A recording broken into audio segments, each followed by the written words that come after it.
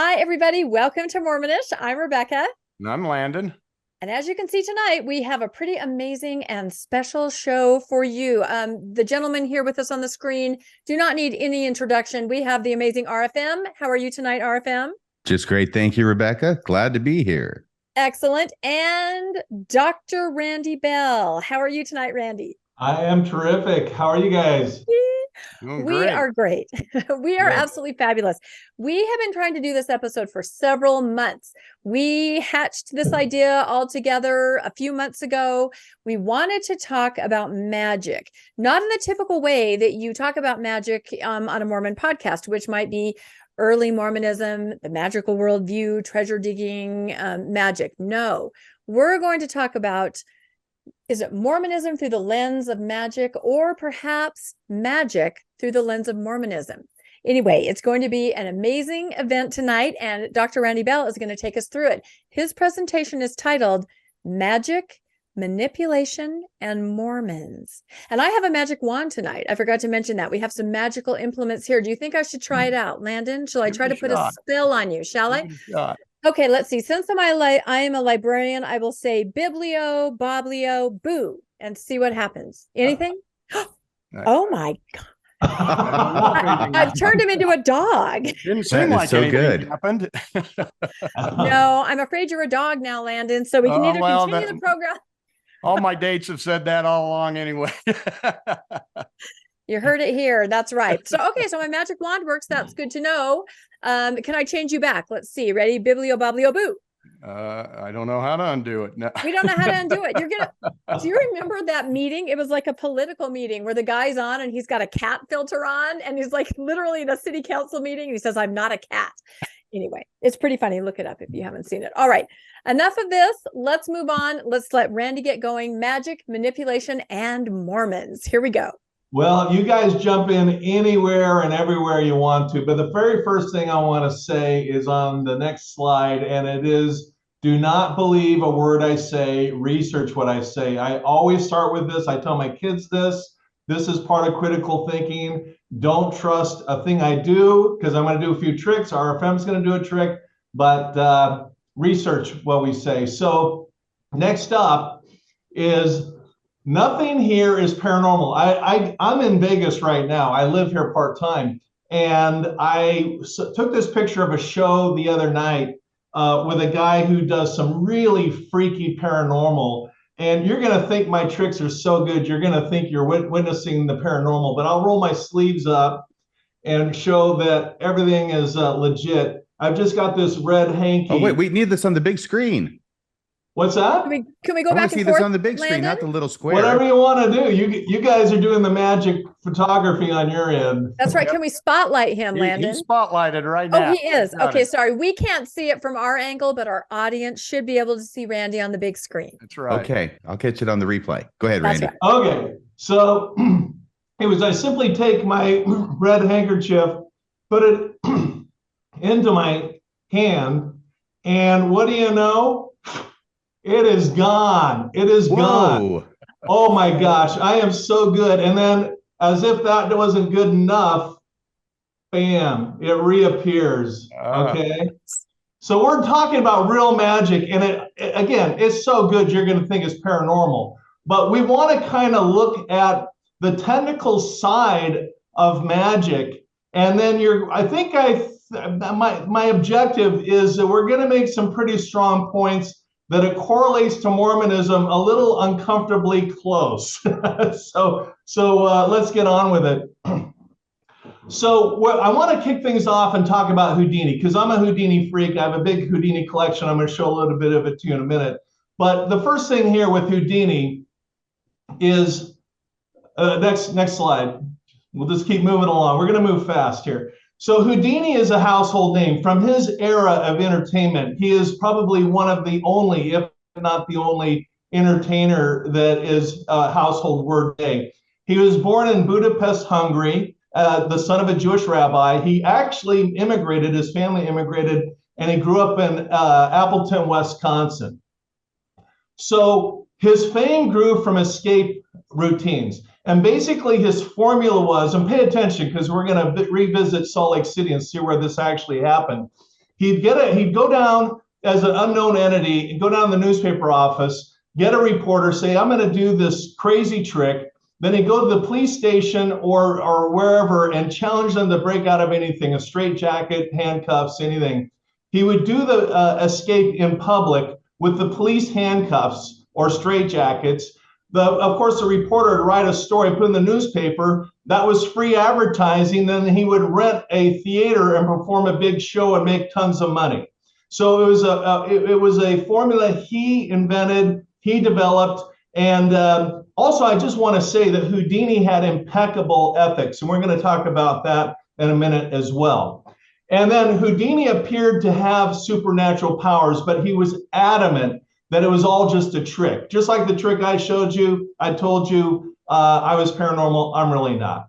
And he possessed secret skills. He was a locksmith. He worked as a locksmith for years. Nobody knew that. So when he came out and escaped from things, he looked magical, but he actually came with a secret knowledge, if you will, that nobody knew about. Okay, and so that's why he looked so good to the public, because they had no idea he possessed this expertise. And of all things, he died on Halloween in 1926. So that added to the mystique of his name. He actually died of appendicitis in a hospital. Now he's multidimensional. This is a star in the Hollywood Walk of Fame in LA. He was a big deal in his time, and he's a big deal today. So here, talking of stars, here we have a celebrity appearance by none other than the RFM. RFM is holding the actual plaque Houdini would have gotten had he been alive. When stars get a star on the Walk of Fame, they get a plaque to take home, and this is the plaque. So there's our star appearance. I think we should describe that Randy is not kidding. This is the plaque. Randy has an uber collection of Houdini paraphernalia and artifacts. I think you said the second largest in I can't remember what you told me, but it's quite a sizable and notable collection. These are real items, folks. Well, it's in all humility the largest. All right, then, the largest. Mm-hmm. But all humility aside, let's keep moving. So quickly. So, there we go. Thank you. Houdini actually came to Salt Lake City. And so what we'll see here is some fun stuff right in Salt Lake. The Walker Bank branch building, this is the postcard that Houdini sent out at the time. And on this building, he hung upside down in a straitjacket. This building is right on the corner of Main and 2nd. And it's still there today. And then, of course, here you see the formula. The article came out in the newspaper, and this happened in cities across the country, including Salt Lake City. And then the next slide, here is the building today. And I sat there for a long time for the sun to get just right so I could get a beautiful picture for my freakish Houdini collection. And then that night, later there was an article in the newspaper. Next one, Landon. And here it is, the article published in the Salt Lake newspapers. And then we can see the actual theater, which is on State Street. And there it is, the theater's still standing to this day. So literally, Houdini performed in Salt Lake City at the Opium Theater. At least that's what it used to be called, but it's the same building. So what's interesting is Houdini had a very strong friendship with Sir Arthur Conan Doyle.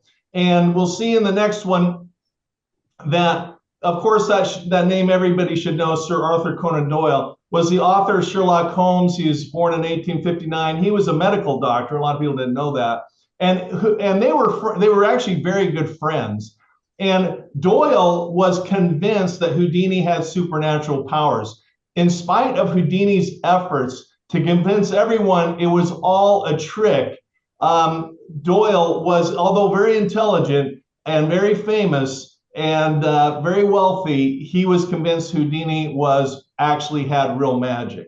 So there's no socioeconomic correlation between being duped and not being duped, with being smart or not. There's no correlation. Here's an example of that. So RFM, do you mind reading this from the Smithsonian Magazine? Oh, sure thing. 2017 Smithsonian. In November 1887, A young writer named Arthur Conan Doyle published his first story about a soon-to-be-famous fictional detective, Sherlock Holmes. The dark tale, which appeared in Beaton's Christmas Annual, was titled A Study in Scarlet.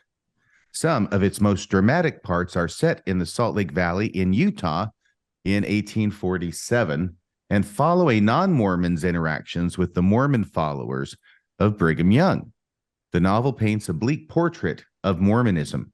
The story includes forced marriage and violence, two things that were part of the British view of Mormons at the time. Yeah, and what kind of strikes me, kind of hits home, is because I served a mission in England. So these are very real issues in terms of these prejudices that still existed, at least in the 1970s and 80s when I went on my mission. So, and there was a big concern about Mormons. And I, as a missionary, I can just tell you the prevalent attitude that I knew amongst other missionaries and members was this all anti-Mormon lies. But today I think a little bit differently, and I'm just simply going to ask a question. And it's a little uncomfortable of a question, but the question is this: would you be okay if your daughter joined a group that publicly stated that it did not practice polygamy when it actually did? Okay, so John Taylor and others were going throughout Europe, France and England, and of course these rumors about polygamy came up, and we're talking about the Nauvoo era. They adamantly denied that they practiced polygamy. These young girls would join the church and families. They would take out loans from the church in the perpetual immigration fund, travel to Nauvoo, get there, now be in debt to the church financially, and learn that, oh, whoops, we actually do practice polygamy secretly. So then they would write home. Their parents or family didn't have the money to bring them home. They're in debt. And you can ask yourself, how would you feel if you were one of these people that were trapped by this? So Sir Arthur Conan Doyle literally lived in this environment. And that's why he was very skeptical about Mormonism and wrote publicly negatively about the church. And one can decide whether he was justified or not, but those are just uncomfortable facts. So I do have a Houdini collection. I want to just kind of show a little bit so we get a sense of the background of magic, because we're going to talk about a number of magicians here in Las Vegas, and we're going to see that they virtually all copied Houdini. So here it is. This is the Museo Museum. If you haven't heard of it, it's owned by Disneyland and it's owned by the city of Anaheim. And the collection that I have is called Houdini Unchained. And then we go inside, and this is one of the first halls. There's a Houdini trunk and timelines and so forth. And next we've got. Can I interrupt here for just a second? Can. This is Randy. Yeah. Interrupting for just a second to underscore the fact that this exhibit is your collection.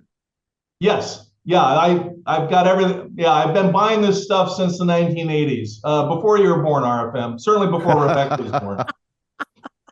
Close. Before disco was dead. And this is in Anaheim, just to be clear. It is in Anaheim, downtown Anaheim. It ran for months. The curator there told me it was the most successful exhibit they've ever had. It drew celebrities. I was down there day after day. I was so freaking excited, frankly, that my stuff got into the public domain. And anyway, but this milk can was actually in Houdini's basement when he died. The provenance is 100%. It was actually profiled in the New York Times. David Copperfield found out I owned it. He called me up, and I came up and saw a show and sat next to his dad. I brought my whole family. And then after the show, we went to his warehouse, and it was, I can't make this stuff up. It was David Copperfield, my son, Carrot Top, and me. The four of us for probably 6 hours, maybe longer. and Copperfield offered me a ton of money for it. And I thought to myself, you're engaged to Claudia Schiffer, and I've got the milk can, and it looks like each other has something the other one wants. Are you talking about a fair exchange of goods? Is that what you're talking about, Randy? I held on to the milk can. I'm glad I did, because he no longer has Claudia. So all reasonable versions of a true story. So to the right, you see the Chinese water torture cell. It weighs about 2,000 pounds. The real one burnt in a fire, but this is the movie prop from a Francis Ford Coppola movie. And I could go on all day with that, but let's move on through the exhibits. And so let me just ask, so this exhibit was in the past. It's not being exhibited right now. Is that correct? But there will be exhibits in the future, hopefully. Yes, this exhibit ran its course, and we, right now we're looking for a permanent home for the exhibit. And one reason, I'll just interject quickly, one reason why these items come to me is I don't make a private trophy thing in my house. That's what a lot of collectors do. I've committed, and I've kept my commitment, to make them available to the public and put them on public display. So a prominent collector will sell to me, but not to someone else who's going to hoard it and create a private collection. So that's a side note. You mean someone like David Copperfield? Celebrities, here's Sam Young. In fact, here are 5 Sam Youngs. We need 5 Sam Youngs in the world. I will say that. This is a great picture. Well, Sam flew in for the big, the final event, and it was really a lot of fun having Sam there. And so there we go. And then next we've got, oh, here we go. In the museum world, just so people know how it works, museums get very excited about what are called 3D items, big objects. And they're a little less excited about 2D, just a flat picture on the wall or a painting on the wall. So I've really been laser focused on 3D items. Excuse me. And on the left is Houdini's magic table. There are only 2 in the world. One's in a private collection like I just described. Mine's public. He would leapfrog. He'd set up a show in a city like Salt Lake City, then he'd leapfrog to Denver, and he would do this leapfrog. And so there are actually 2 he had custom made. I've got one. He's got another guy's got the other. And the one that just sold set a world's record of all magic memorabilia ever. Which, Randy, on the magic table, what is the effect? The effect is that it's an automatron. I don't think I'm giving anything away, but he would kick a lever on the bottom, and out of the table would grow this big bushel of flowers. But remember, this is, decades ago, and that seemed very magical. But it was all an automatron that self-concealed these flowers in the table. It was 100 years ago. Yeah, it literally was, a little over. So those are a few of the items, and then next we go to. I'm sorry. Did you mention what was on the right side, Randy? Yeah, I missed that too. Huh? I'm actually interested. What's this on the right side? Oh, that's a cone.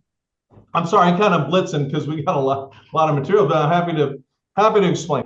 What Houdini would do is you'd see those hooks on the top. They were cables that came from the ceiling, and Bess Houdini's wife, would stand there. The cone would go over her, and when they lifted the cone, Bess Houdini had transformed into a gigantic bloom of flowers, of all things. So it was a metamorphosis switch. Okay. Yeah. I'd love to see that. That sounds amazing. It's almost like a human-sized dove pan. I hadn't thought of it that way, but you're exactly right. So if you want to read more about it, the LA Times covered the exhibit, and just Google it, LA Times, and you can read all about it. Tell us about the crown jewel. Well, this is, I actually have about 6 crown jewels. I have about 6 items nobody else has, or maybe one other person has. One of them is what's in this picture. It's called the Metamorphosis trunk. And this is where usually the magician gets locked into the box, in a sack and handcuffed, and then his assistant will climb on top, pull up a drape and drop it immediately, and they switch places, and he's standing on top of the truck and he unlocks it, and there inside his assistant all shackled up. So, and I mean, I go to magic shows every week in Vegas.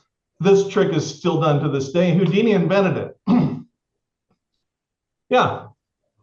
So one of the things that has fascinated with me about Houdini is he wasn't just a magician. He was also a locksmith, an author, classic magician. He was a movie star, an inventor, entrepreneur. There's all these dimensions. So next we're going to see that there is also, there's an entertainment side that we just took a glimpse of, but there's also a dark side of magic. Or black magic.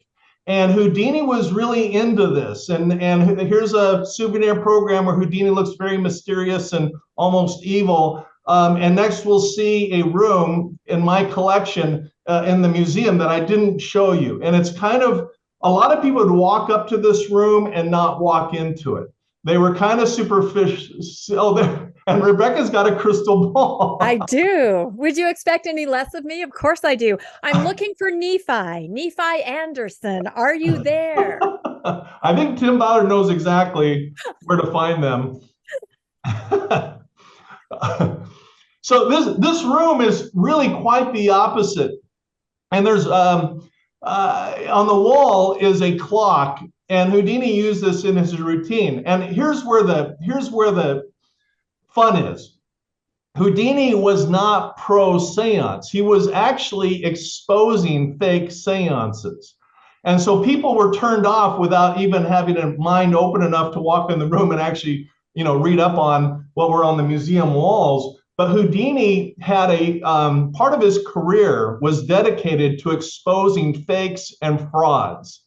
And that is one of the reasons why, as a kid, in elementary school, I was so enthralled with Houdini, because he had this kind of energy to go after the bad guys, and had the courage to go after the bad guys and go after the frauds. And we're going to talk about that in a wider context in a minute. But this is a room full of stuff, but I just kind of wanted to point out that Houdini was actually a good guy that went against the bad guys. So, on the left is a book that Houdini wrote called A Magician Amongst the Spirits. It's from my collection. And on the right, you see a vintage picture of Houdini where he's demonstrating how he holds hands in the seance, but he uses this trick to hold a trumpet and blow a trumpet that supposedly is being blown by the spirits. So he worked with Scotland Yard. He worked with the police up in Toronto, and detectives exposing frauds. And the frauds, the fake psychic mediums, with the exception of Rebecca, were furious with Houdini. They hated Houdini because he was wrecking their business. And even though, there's psychics on every corner in the U.S. and around the world, even back in Houdini's time, it was even a bigger business. And Houdini crushed it. So would this be a trick where I'm picturing that the lights go out, you hold hands, and then he has a horn that's right there kind of under the table, and he's, spirits, let us know that you're there. And then he himself is going, that's great. I like that. I mean, I have to use that. They blow horns, or they ring bells, or they do all kinds of things that were manifestations of the spirit. They were all fake. Yeah. So, actually RFM said this line, we love being fooled. And what I'm trying to get at here is that there's ethical magic that's for entertainment, and there's unethical magic. There's the fake psychics, there's the spiritualists, there's the street con artists, the three card monte and the shell games. This is all unethical magic where things are manipulated to take advantage of people. And so there's a clear line here. But what's interesting is that both groups are using the exact same skill set and the exact same tools and the exact same manipulation devices. they're exactly the same. It's more the intent. Are we entertaining or are we conning people out of their money and time? So there's the distinction. Down there in the bottom left, I think I know that trick. The one with the it's bottom left to me, with the hand with the pencil, the floating pencil. Yeah. Do you see that? Are you doing it? Can we? Yeah, I don't know. Can we get this up here? Can we get a close up here? Can you spotlight him, Landon? Can we get a close up there? Come on. There we just need go. a spotlight, little spot. I can't see it, but I'll just pretend. Can you see it, Landon? Yep, we can see it. See, and the deal is, though, of course, right, that what you're doing is on the other side. See, you have your forefinger extended to hold that in there. See? Can you see that? Uh-huh. Yep. Okay. Now the trick, of course, is just to whoa. The trick, of course, now is to be able to take your hand away and still have the pin there. That's the amazing thing. Yeah. See? How does that work? Well, pretty well, I guess. But thank you. RFM is truly I hope that we could see that. I wasn't planning on doing hear that. the Velcro rip when you took it off. No, that's actually amazing. Oh, no. That's hold on. I got pause the Wait show. a second. I gotta try. What the heck? Go ahead. I'm gonna work on it while you talk. I'm trying to. I hadn't thought of that little trick in forever until I saw the picture. I think David Copperfield's job is safe for now. Do you think so? Probably. I was impressed. I can't do it and I can't explain it. So you have one gullible person that believes in you. It's not all gullible. you need is a few. So that's ethical magic. Now, if he asked her to send some money, no, sending money's fine. Sending money. Never say no to sending money. You know, these people in Houdini was very wealthy. That's true. That's by true. the end of his career. Randy took me up for a tour of his Hollywood Hills estate. Yeah, that was fun. That was a fun day. Yes, so he's very wealthy, but he did it all ethically, and he never lied, and he went after bad guys. I love the guy. All right, so moving on. So the dark magic are the psychics and the supernatural, levitation and astrology, black magic, witchcraft. These can be pretty dark subjects, and they can actually do a lot of harm. So again, just making a distinction between the two. So moving on. There are a group of magicians that, in addition to Houdini, because Houdini kind of started this trend of going after the frauds, but in more modern years, this tradition continues. There's a medical, or not a medical, a philosophical doctor out of University of Liverpool, Matteo Borsini, and he's written books and lectures and goes after fake psychics. That's kind of what he does. The Amazing Randy put up $1 million check to any psychic that he couldn't expose, and he exposed a bunch, and then they just stopped cold turkey trying to get the $1 million. Yeah, he's unfortunately passed away. You can find a lot of those videos on YouTube as well. Yeah, no, he did a lot of work to expose these guys. And then there's an act up the street in Las Vegas called Benichuk. It's at the Stratosphere, and he does some crazy magic that really, the first time I saw the show, is I could see how somebody would think he's paranormal, but he's actually on a mission to kind of carry on the Amazing Randy's tradition of exposing fake magicians. So, ethical magicians don't like this stuff. And there's a number of them that go after him very, very aggressively. All right. So let's talk about going after the frauds. And we're going to use this guy. I can't make this stuff up. This is a real pictures, real dude who's really whacked, in my personal opinion. His name is Peter Popoff.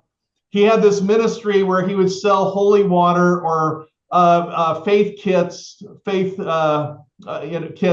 and he made millions of dollars. Well, the Amazing Randy and Banachek, who are buddies before the Amazing Randy passed away, noticed that his act, or his TV show, his ministry, was suspiciously similar to what their magic act was, only theirs was ethical. People were coming in for entertainment. His was to bilk millions of dollars out of innocent people. So they went after him. So in the next slide, we'll see. And to underscore that, just to make it really clear if it's not already, because what he's doing is not for entertainment purposes. What he's doing is using magic tricks in order to get the audience to believe that he has divine powers and therefore will contribute more money to him. Yeah. Well, that's the unethical part as far as magicians are concerned. When they take the tricks of the trade and start using them to pretend that they really have these powers in order to bilk credulous people out of their life savings. Yeah. And the skill sets that magicians have can be very, very compelling. They can be indistinguishable to supernatural powers. So some people capitalize on that, as I think this guy did. And he sold this free, as in, we're going to hit you up for donations for the rest of your life, free. Miracle spring water. On the bottom left picture are magic coins that if I forget yet what you do with the coin, but it brings in wealth and prosperity and on and on. So in the next slide, we're going to see that these guys went after him. They exposed him, did documentaries and media appearances, exposed him. The guy went bankrupt. And here you can see the amazing Randy talking to Johnny Carson. You can see Benachek, who, like I say, has a show right down the street today at the Stratosphere, talking to Joe Rogan, exposing him. So in other words, this tradition that Houdini had has carried on to this day.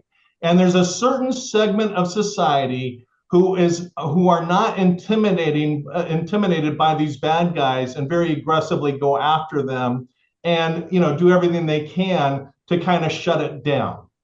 And I think that's cool. I don't know what you guys think. I think anyone who's sending money to a guy named Peter Popoff probably deserved to lose the money. Oh, but I think the thing you have to think about is that many times these people are desperate. Like it's the end, they're financially desperate. So they're going to invest. Maybe this, will bring me luck, or their health. They're having a health crisis. They really will try anything. And I think almost everybody can relate to a time where you think, what can I do? You're at the end. These things offer a solution. If you make yourself believe, you want to believe, you can fall for things. So not everybody is just purely gullible. Some people are just in really unfortunate situations and desperate. And then these people prey on them. And that's where it's incredibly unethical.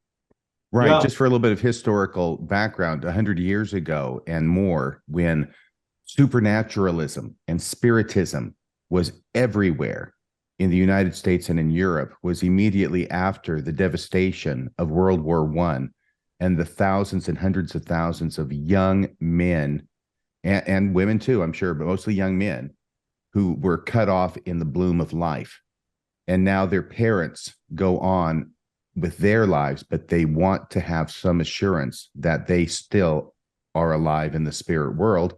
And spiritists would come in to bridge the gap and say, we have the power to communicate with your dead son and convey messages from him to you and from you to him, and you will pay me very well for the privilege of that. Yeah, well said. In fact, after Houdini died, his wife Bess would hold seances once a year for 10 years on the roof of the Knickerbocker Hotel in. It wasn't the Biltmore. That's guys in Dawson. Oh, it wasn't the Biltmore. Okay, never mind. I don't know where that came from. In Hollywood, and trying to get Houdini to come back, because they made a pact that if they could, they would. And he never showed up. So, this is kind of a great intermission before we get into more of the fraud stuff, to stick with legitimate magic. And RFM, I understand you have something to show us. I want to try something. Okay. So I haven't done this really. I've practiced it a couple times, but I haven't performed this since the 1980s. And then it was only once.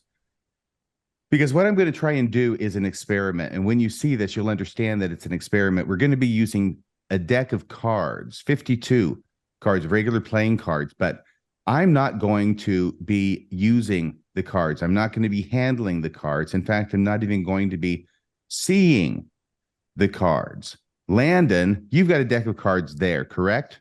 I've got them right here, straight from 7-Eleven. Okay, you're somewhere in Utah, aren't you?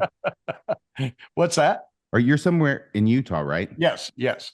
Okay, and I'm in a different state entirely. I'm not in that room, am I? No, you are not. Okay, this is the long distance card experiment. So what I'd like you to do, take that deck. Now, you bought that deck yourself. I didn't give it to you. That's correct. I just bought it today. Okay, and it's from 7-Eleven, you say? 7-Eleven, Slurpee all over it. All right, great. Would you please, I tell you what, I want to do it this way, okay? Because I think you're pretty good at handling cards. Is that true? I don't know about that, but I can get it. You know the difference. You said something earlier about strip poker, Landon. Yeah. So, you don't be afraid. Don't hide from our viewers. Okay, so go ahead and shuffle those cards up. Would you do that for me? You've already taken the jokers out. Yep, I've taken the jokers out. You've got a space there in front of your camera on the table where you can shuffle the cards, right? In other words, a space where I cannot see them. Keep them below the camera level, please. Okay. And also, Randy can't see it. Nobody can see it except for you, right? That's correct. Okay. So go ahead and shuffle those up until you're satisfied they're shuffled. Okay. I've been shuffling them all night here. So have you?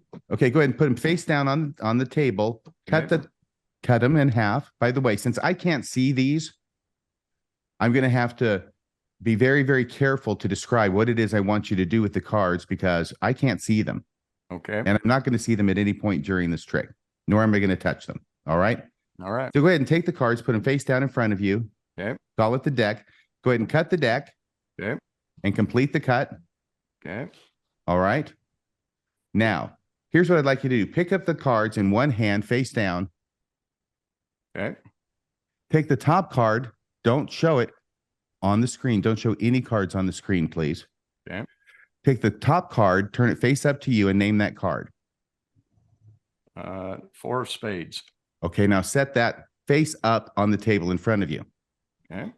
All right. Now, take the next card off the top, turn it face up to you. Okay. Name it out loud. 6 of diamonds.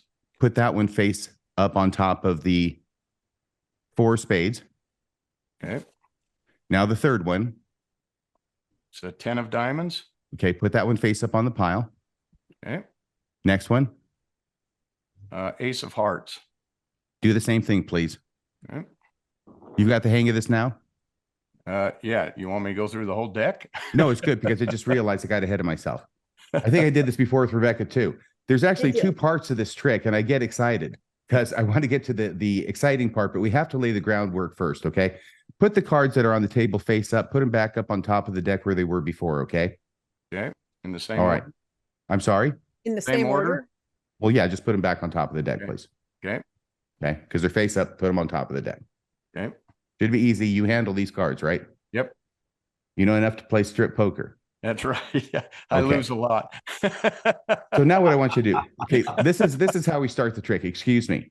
Take the cards, put them face up towards you, okay? But don't let us see any of the cards, okay? Just fan them a little bit in front of you, all right? Okay. From the middle of those fanned up cards in front of you, don't pick a card, but let a card pick you. Just whatever card seems to suggest itself to you from the middle of the deck. Don't name it. Okay. Don't show it. Okay. Take it out of the middle of the deck and put it face up in front of you on the table. Okay. Take the rest of the cards, put them together, put them face down right next to it. Okay. Do I keep the 4 that I'd pulled already separate? What are you talking about? Those are on top of the deck. Right. Do I leave those on top of the deck? Yeah. Okay. Okay. They're face down, right? They are now. You're killing me, Smalls. Okay, this shouldn't be this hard. Maybe I'm making it hard. So you have a deck face down, and you have one card that you've pulled out laying beside it. Is that face where up. we're at? Yep. Yes. Okay. Yep. Now look at that damn face up card Okay. and memorize it. Okay. You're the only person in the world who knows what that card is. That's right. If you forget it, by the time the trick is over, we're all in trouble. Okay. In fact, you have a piece of paper there I do somewhere. have a piece of paper. Okay, just You're write not down the trusting name Landon, are of you? write down the name of down, whatever yeah. that card is, okay? Because we want to keep a record here. I'm at Write that that age. down. That's so funny. Do you have it written? I do. Okay, good. Okay, but I can't see where it's written. I can't see the card either, right? No, you can't. Okay, take that face-up card, your card, the card that only you know, put it face down on top of the deck. Okay. Done? Yep. Cut the deck and complete the cut. Okay. All right. Good? I'm good. Okay, now that's part one of the trick. Now we're going to go to part two of the trick. This is where I got excited and went to the first time. Pick up the deck, face down. Okay. Now, you shouldn't have to have me explain this too much because I already did before, right? You want me to do the 4 cards and tell you what they are? No. Now No. I want you to go through the deck. Okay. Okay. Top card. Okay. Name it out loud. 10 of hearts. Keep going, baby, all the way through the deck. And by the way, at some point, you're going to see your card. Okay. Somewhere between the first card and the last card, as you call them off, you're going to get to your card, right? Yeah, I will. Yes. You'll know it's your card. Nobody else is going to know it's your card. Okay. Your job is not to give it away. Okay. Don't let anything in your voice or your face give away the fact that you're naming your card when you get to your card. All right. Okay. Poker All right. face. I don't even remember what my card is. So. Oh my Just God. look where you wrote it down. But Poker I've got face, it written Landon. down, so we're good. Poker face. Here, I watch all the time on Texas Hold'em, and they always do this, so you can't read them. Oh, there you go. You got it. Okay, Can you that's fair. See the Go ahead. cards though. As long as you can see the cards. Now go ahead. Okay. Face Six down of deck. clubs. Turn up the top one and name it. Okay. It's 3 of clubs. Put it down face up. 9 of diamonds. Okay, keep going. Queen of spades. 6 of hearts. 4 of diamonds. 7 of hearts. 4 of hearts. 10 of clubs. Jack of hearts. Queen of hearts. King of clubs. King of clubs. 5 of spades. 8 of hearts. 9 of clubs. Queen of diamonds. 2 of clubs. 5 of hearts. Ace of spades. King of diamonds. 5 of clubs. 5 of diamonds. 8 of diamonds. 7 of diamonds. Okay, hang on a second. Hang on a second here. I know what happened. You didn't hear the first card. No, it's okay. What happened is I got to try and keep the audience from, dozing off while you're reading these cards. I tell you what, why don't you, instead of just doing it monotone, why don't you give it a little life to them, okay? Okay. 4 of clubs. There you go. Okay, keep going. 8 of clubs. Woohoo. We've got the 3 of hearts. Oh, coming up with the 2 of spades. 4 of spades. Followed quickly by the 6 of diamond and 10 of diamond. Then we've got the ace of hearts, the 9 of hearts, the jack of diamonds, 2 of hearts, ace of clubs, 6 of spades. Are we getting close to the end? 7 of spades. We're almost there. 7 Okay. of clubs, 9 of spades, 8 of spades, queen of clubs, 2 of diamonds, 1 free small Slurpee. That one doesn't belong there. Ace of Slurpee. No, but it sounds like a good idea about now. Ace of diamonds, jack of clubs, jack of spades, 10 of spades, king of spades, king of hearts, playing with the king of hearts, 3 of spades, and a 3 of diamonds. Okay, that's all 52 cards that you That's got all from of them. 7-Eleven? From 7-Eleven, yep.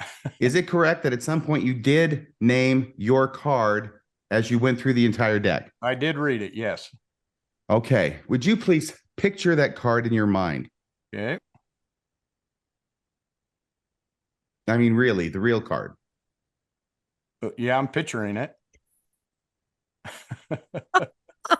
Okay, so the thing is this, you're the only person in the world who knows what your card is. Do you know what it is, Rebecca? I don't know what it is, although I'm going to work on finding out while you're finishing. Okay. All right, I just want you to concentrate. Like I said, this is an experiment. Obviously, it's not going to work every time. Well, that gives me. Okay, let's put it this way. There's black cards and red cards in a deck, right? There are. Yep. Half are black and half are red. That's correct. Think about the color. Okay. Okay, I'm getting black. Is it a black card? It is a black card.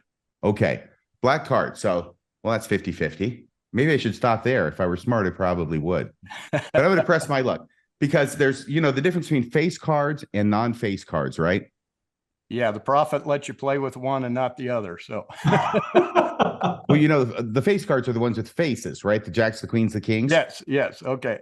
And the non-face cards are everything else, the aces through the tens, because they don't have faces. That's correct. I have to explain this for a largely Mormon audience, I guess. A lot of times people are attracted to face cards when they see them and they fan them in front of them. And I say, just let the card pick you. But I'm not sure that you did that. I'm not sure it was a face card. I don't think it was a face card, was it? It was not. Okay. It's black. It's not a face card. Let's see. The two black suits are clubs and spades, right? Yes. Think about the suit. Clubs or spades, clubs or spades. Think hard. Is it a spade? It is a spade. Okay. So it's a spade. It's not a face card. I wish it were a face card. There's only 3 of those. The non-face cards, there's 10 of them. The ace through the 10. Okay, look, I'm just going to go for broke. Landon, are you ready? I'm ready. I'm going to take a stab at it. I think I have a handle on it. Is it the 2 of spades? It is the 2 of spades. How did you do that? Oh my! You see, the thing is, that's impossible to do because you were the only person in the world who knew that. And for me now to sit there and say, well, how did you do that? Well, very well, or well, it's magic or something like that. That's all fine as far as magicians go. And even the bullcrap about it being an experiment in telepathy, ESP, all that stuff. That's all fine. Where I would cross the line with you, Landon, is if I said that these powers that I have will also help me heal you or someone that you love who's suffering, and you need to pay me so I can heal them or have something that will heal them, like the water or the coins or whatever it is. That's across the line. If I say that by these powers, I can contact your dead relatives because they have messages for you and use similar techniques in order to fake that, that's crossing the line from a magician's point of view. And if I were to say that this power also gives me access to God or divine beings from whom I receive messages that tell you how you should live your life and how you should interact with me and how you should give me what's in your bank account, that's crossing the line as far as magicians go. But doing what I did is fine and dandy, and hopefully it was somewhat entertaining. Wow, that was really impressive because you freaked us out. I bought those cards today. You had seen nothing, and you somehow picked the very card that I picked. I have no idea how you would do that from across the several states away. So thank you. Well, that is the idea. So I'm glad it worked out. So Randy, that was the RFM intermission, the RF intermission. The RFM. 2 thumbs up.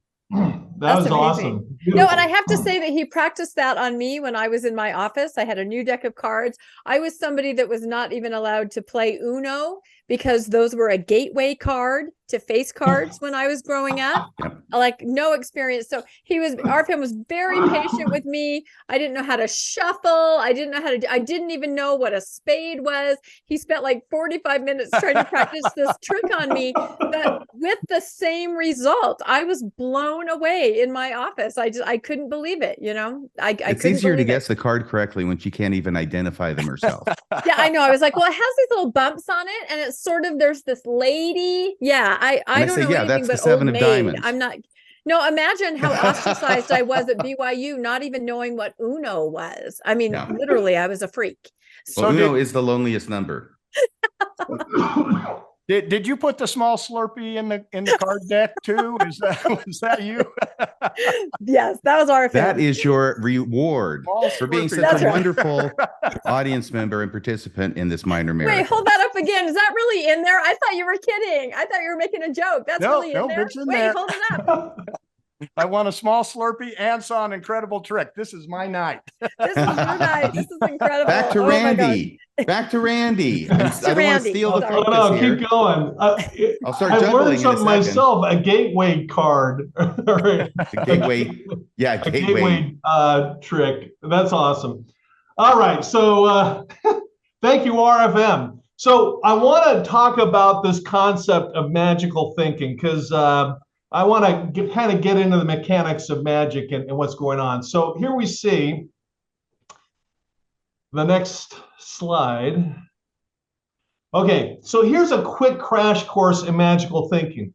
And what I did is research some things and came up with the what, who, where, when, why, where magical thinking is. What magical thinking is a strong belief that's based on no credible evidence. It's a superstitious belief that links two unrelated things. For example, it's sunny because I am happy. Well, you may be happy, it may be sunny, but they may not be correlated, or maybe the other way around, but there's no correlation between the two. The who is virtually everyone, including me, including anybody who's honest, will admit that they engage in some level of superstition or magical thinking, if you really think about it. It happens every day. And the why is kind of interesting. The best explanation I could find from the literature was basically magical thinking takes us from our pain. I mean, life can be tough. It just is. And we have our health issues, loved ones die, all kinds of things go haywire in life. And magical thinking is kind of a reprieve. It's kind of a somewhat of a self-medication to take us from our pain. And I can completely understand that. And the where is interesting. It happens anywhere from African villages to New York skyscrapers. I mean, the middle picture here is a skyscraper where they skip the number 13 in the elevator. So this affects all walks of life, everything from Lucky Charms to 666. When I was a grad student at UCLA, there was an article about Ronald Reagan. He lived at 666 St. Cloud, which is in Bel Air, which is literally a couple blocks from the building I was taking most of my classes in school. And so I actually walked up there, and Bel Air is not a pedestrian-friendly area, just FYI, no sidewalks. It's just limos going up and down the narrow streets. And I found 666 St. Cloud, but they had changed the address from 666 to 668. So this magical thinking or the fear of being associated with it affects everyone from villagers to the President of the United States. We're afraid of the number 13. Some people carry a lucky charm. They're afraid of a black cat. There's all kinds of stuff. This could be its own episode. So but that's what magical thinking is. Are you saying Ronald Reagan was really the beast? Yes, I am not saying that. I think there are some people that would say that. Well, we're not going to say it here. There you go again. All right, so that's our crash course in magical thinking. So moving on, the kind of drilling down a little bit is the gambler's fallacy, because I'm kind of laying a foundation that's going to become far more relevant when we get into Mormonism. The gambler's fallacy is basically believing past losses predicts a future win. So what the casinos, which I can see out my window up the strip, are keenly aware of these concepts, and they know that the people that have the inclination to gamble, they believe, for example, if you flip a coin and this quarter comes up heads 3 times, they believe that next time they've got to get a tails because it's only fair. The coin has no memory. The coin isn't thinking. It's an inanimate object. Your chances on the next flip of heads or tails are still 50-50. But the gambler thinks, hey, because the slot machine's been wrong or hasn't had a payout 20 times, I am owed a big return now. Well, that's the gambler's fallacy, because the next time you pull the handle, the odds are exactly the same, and there's absolutely no correlation to it now winning where it's had a run of bad luck. So that's the gambler's fallacy. Any questions from the classroom? No, No, that makes sense. It's similar to sunk costs then, sort of the same thing, that I put so much into it, something is bound to come out. And I think everybody's guilty of that. You just feel that's how the universe works. You just do. Well, I'm glad you said that, Rebecca, because that's our next point. I'm sorry, Landon, go ahead. I was going to say that's why a lot of people don't leave the church, is they've sunk a lot of time and effort into it. Yeah. Yep. You're a little ahead of me. Oh, my head getting there. Never mind. Don't tip your hand, I'm Landon. sensing that you're going there. Go get a Slurpee and meet us back here in half an hour. Your crystal ball should have told you that, Rebecca. Anyway, what our future holds. Yeah, the gambler's fallacy is a very close cousin with the sunk cost fallacy. There's a subtle difference, though. The sunk cost fallacy is to cling to a belief because of prior time or investments. So in other words, I don't want to throw it away because I've invested so much in it, and I'm attached to it because of that investment, time or money or both. And the next slide is kind of the same thing. It's a cartoon where the ship is sinking, and nobody wants to throw out the anchor because it is an expensive anchor, so you don't want to throw it away. So does that all make some sense? Yeah, absolutely. Yeah, I think we see that every day. I think we definitely see people that just say, I can't afford not to. I absolutely, especially I think about people like my parents who have invested 8 decades. There's no way that even new information would probably undo what had been done. So yeah. And this is all magical thinking. These are specific examples of magical thinking. So the next one is I want to get into critical thinking as a crash course. And the next slide is an ethical group. And there are lots of ethical groups. They have full disclosure, there's informed consent, and there's no such thing as undue influence going on within the group. Undue influence is the classic example in law school would be, the guy goes into his mother on her deathbed where she's delirious and has her sign a trust form to give him all the house and money and leave his siblings out. That's undue influence. So in other words, it's manipulation. And that is not okay. In fact, it's illegal. You can go to, not only be sued civilly, you can go to prison for undue influence. So let's talk about what magic is, and we're trying to bring all these moving parts together in our heads. Magic, by definition, is deliberate, rehearsed deception for honest or dishonest intentions. So RFM is, although we love him, he was deliberately deceiving us, okay?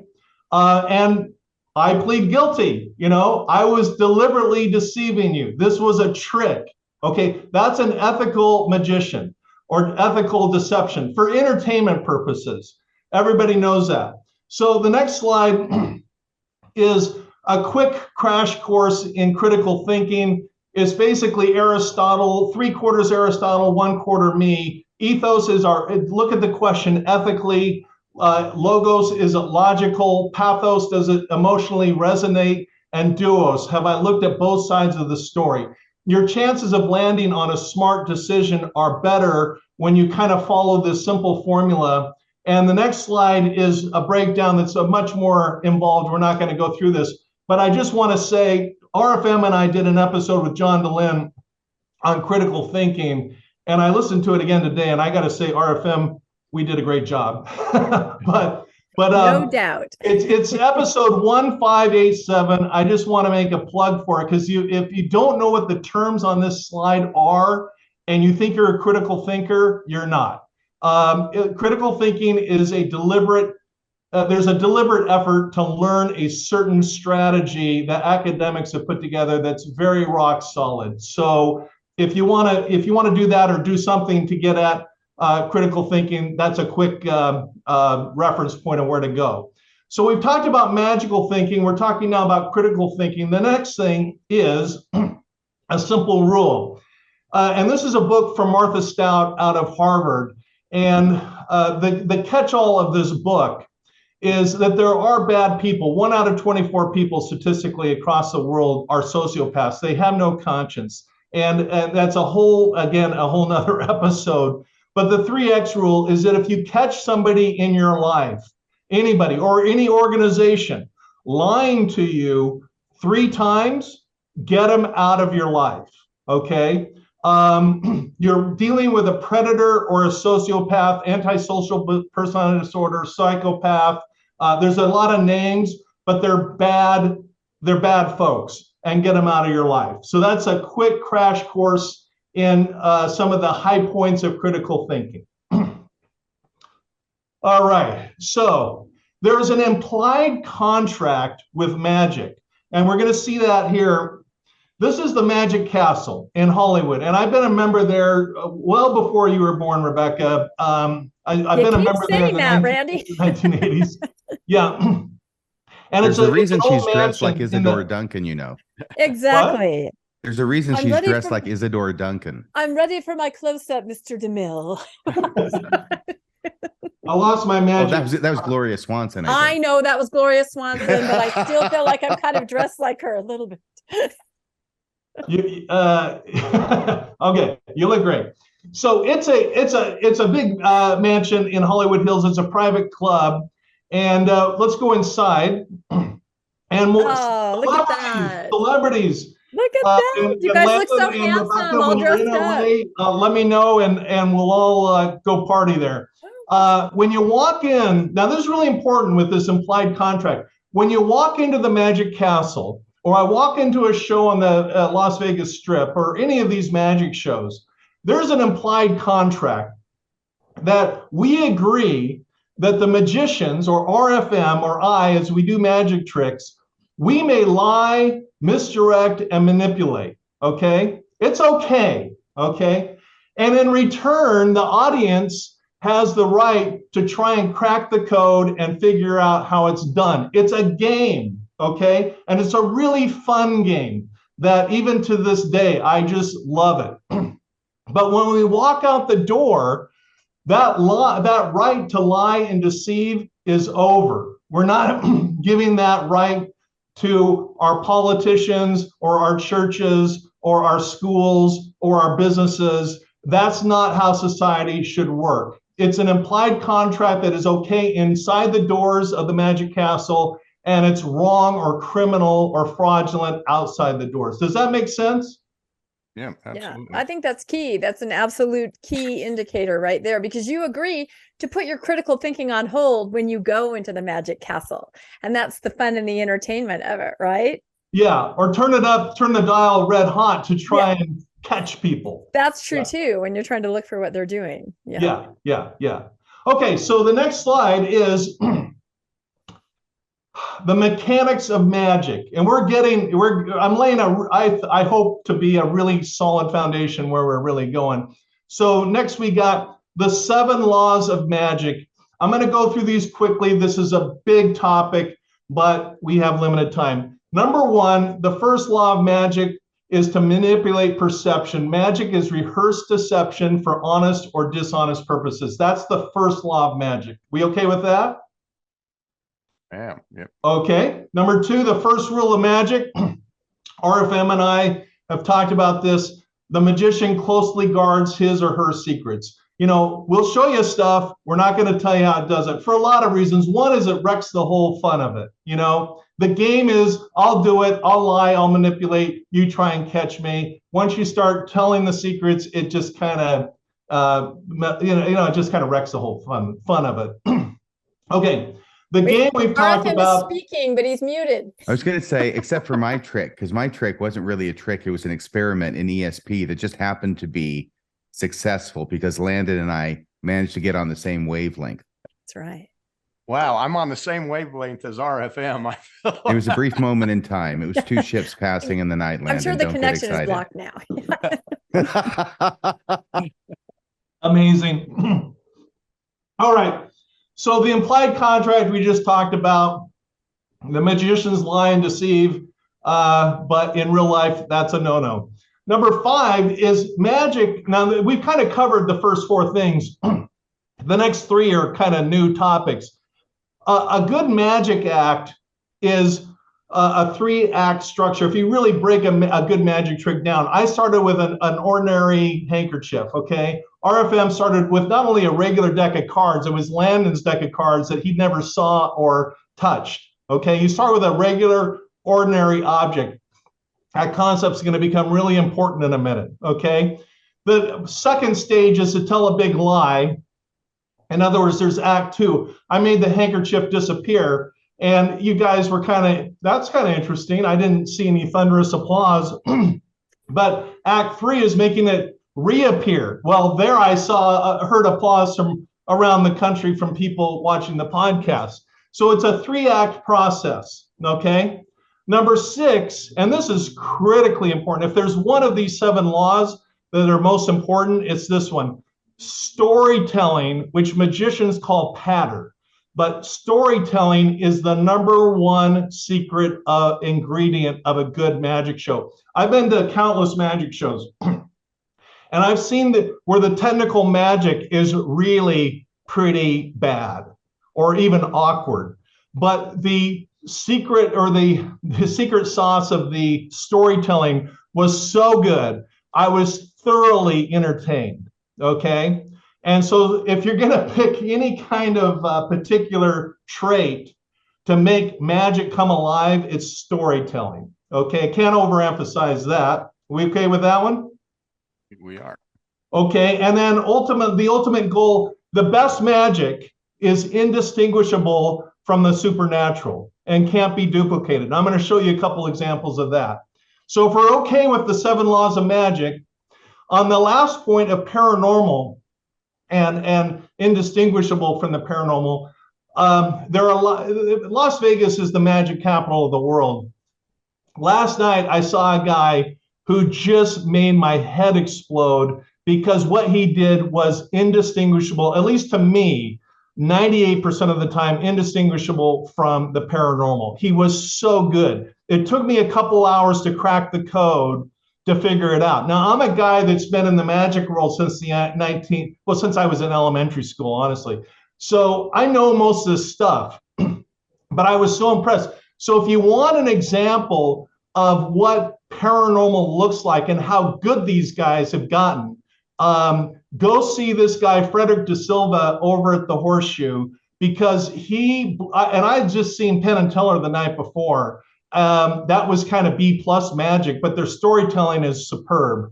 But if you want to see stuff that's indistinguishable from the paranormal, this is number 1, and it's gotten to that point.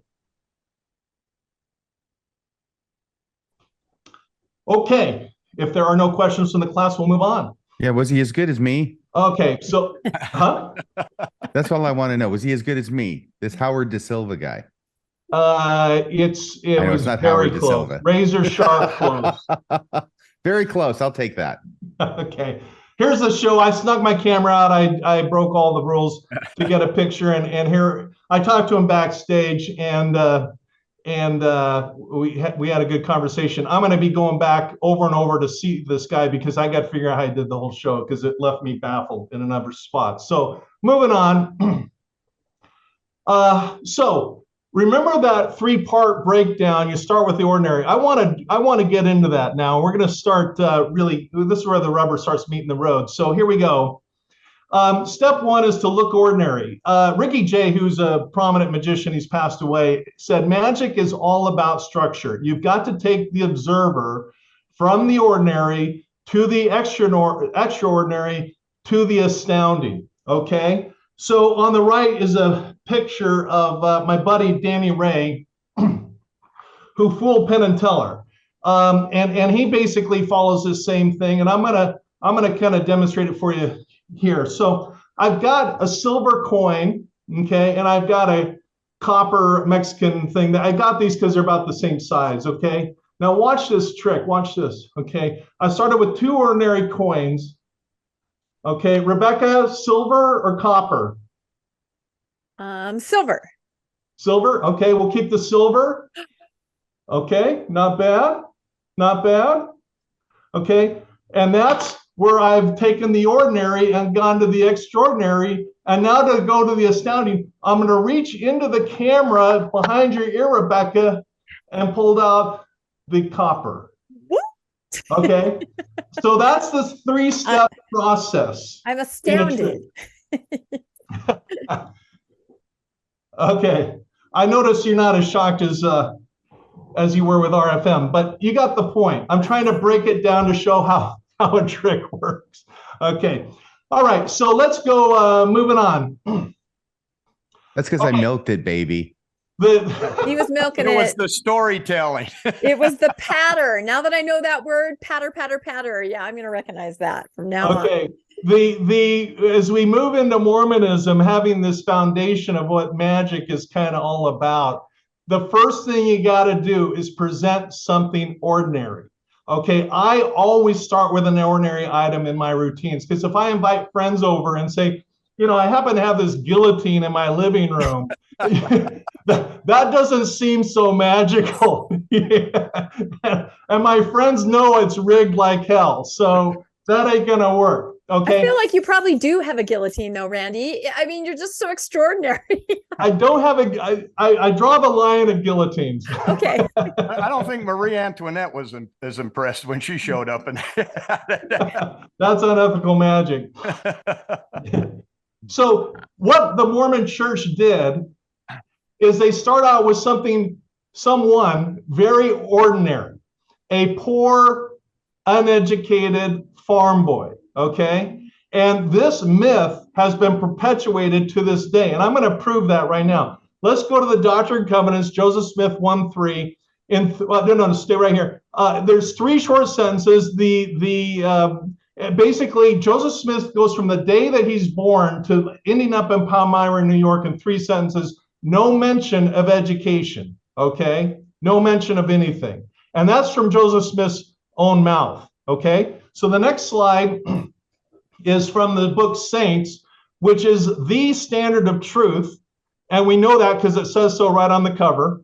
So, and I actually copied and pasted the first 2 pages. So you can see there's nothing up my sleeve here. You start with a long discussion of the eruption of Tambora on the other side of the world, how crops failed, Joseph Smith having an operation on his leg. They abandon their home in Vermont, and they end up, Joseph Smith, quote, hobbled through the snow with his mother, brothers, and sisters to New York and ended up in Palmyra. Zero discussion about education or anything else, okay? We'll see if something is being deliberately hidden here or not. So the next slide is from the Joseph Smith papers. And here is what Joseph Smith wrote. He came from and I put it in bolds, he comes from a large family having 9 children. And he's, pay attention to this word because it's going to come up in a second. We, not I, we were deprived of the benefits of an education. So all 9 children were deprived of the benefits of an education, okay? That's what Joseph Smith said twice now, once in the Doctrine and Covenants, once in the letter book. It's in the Saints. Let's keep going. He even misspelled it to prove his point. Yes. Okay. So next slide, we've got an apologist. I think this came from Brian Hales. And let's go to the next slide and we'll zoom in on what he says. Okay, he says, he's going on about how Joseph Smith was an intelligent guy, but he didn't possess any remarkable skills in terms of education. Then it says, the first bullet point reads, Joseph Smith wrote that it changes we to he. That's subtle, but that's significant because now he's eliminating the family, Hiram and the others, and focusing on Joseph Smith. He was deprived of the benefits of an education. Well, that's not even an accurate quote. The actual quote is we, okay? The whole family. And we're about to show that that's simply false, okay? So here we go. And I'm taking a whole episode on the Dartmouth period, which I did first with RFM on Mormonism Live, and I'm condensing a long episode into 30 seconds. But what that long episode summarized is, Joseph Smith was born in Sharon, Vermont. He grew up around stoneworks and earthworks. There were all kinds of rumors who these ancient civilizations were that built them. The predominant narrative was that there was the lost 10 tribes of Israel. That came from Ethan Smith. It was taught everywhere. That notion was everywhere. Then Joseph Smith moved to Sharon. He was born in Sharon, Vermont, I should have said. Then he moved to Lebanon, New Hampshire, which is right across the river from Vermont, 5 miles from Dartmouth. And that's where he had his leg surgery. Then the family moved to Norwich, Vermont. The house is still there in private hands.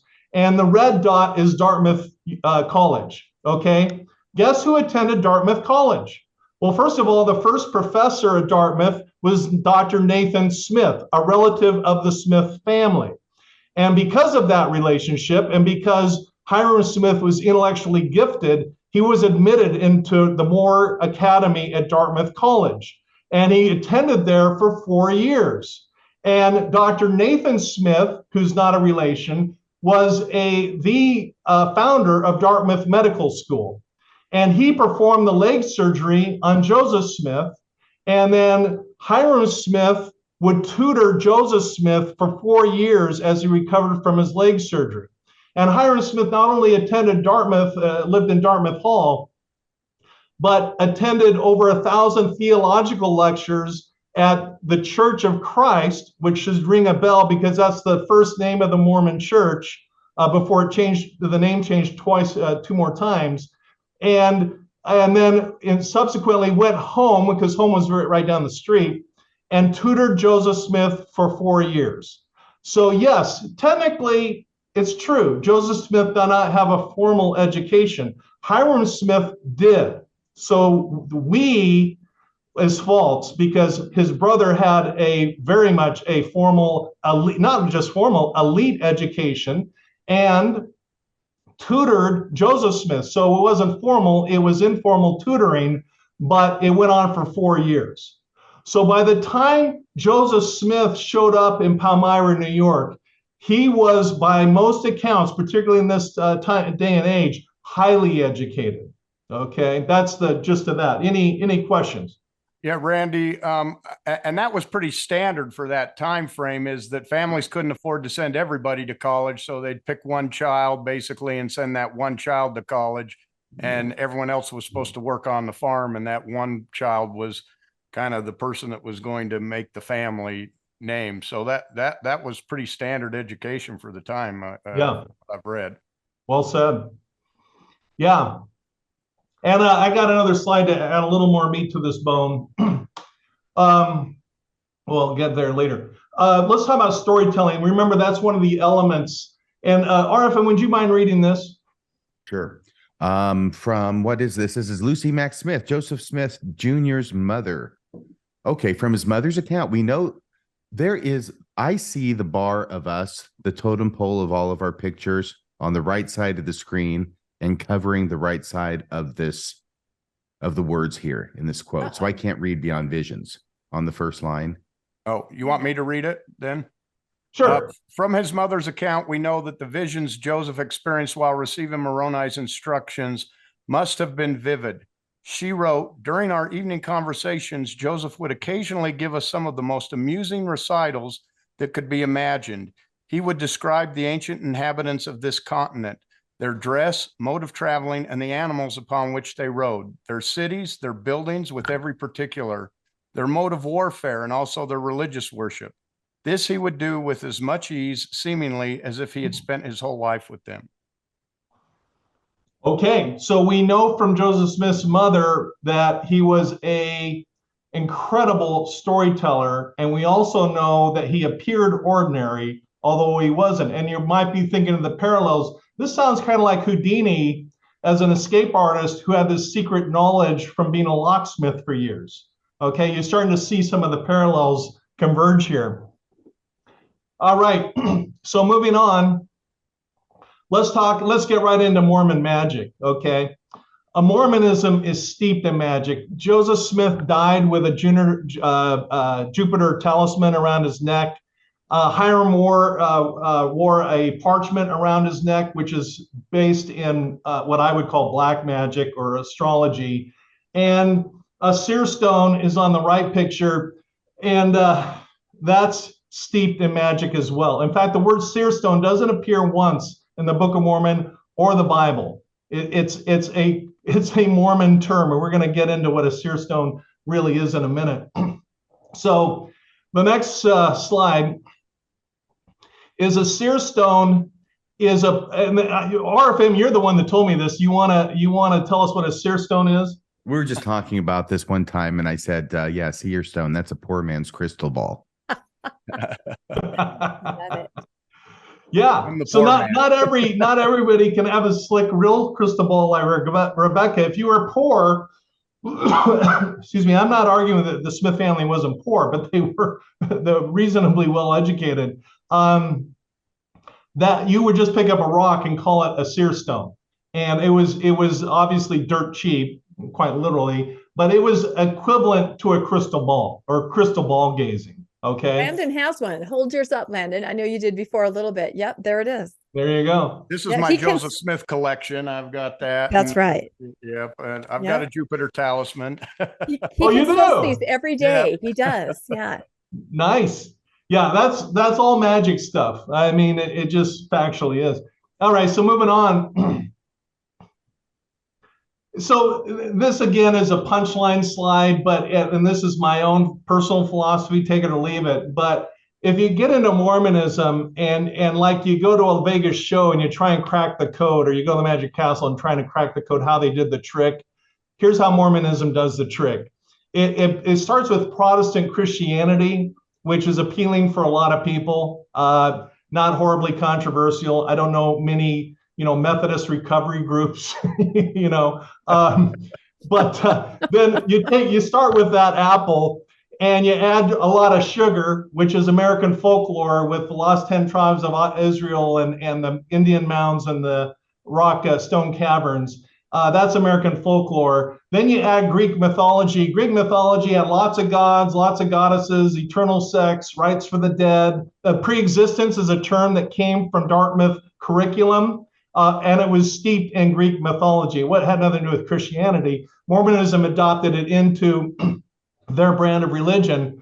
Then you add Islamic beliefs, which is polygamy, which is practiced to this day. Post-Jesus prophets, post-Jesus scriptures with the Quran, and post-Jesus prophets, which is Muhammad.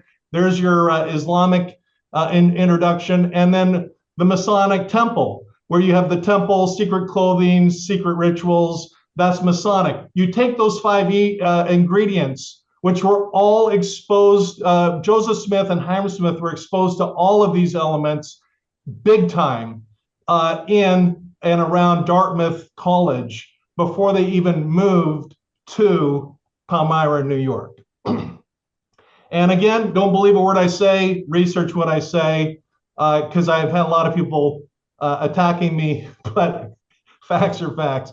All right.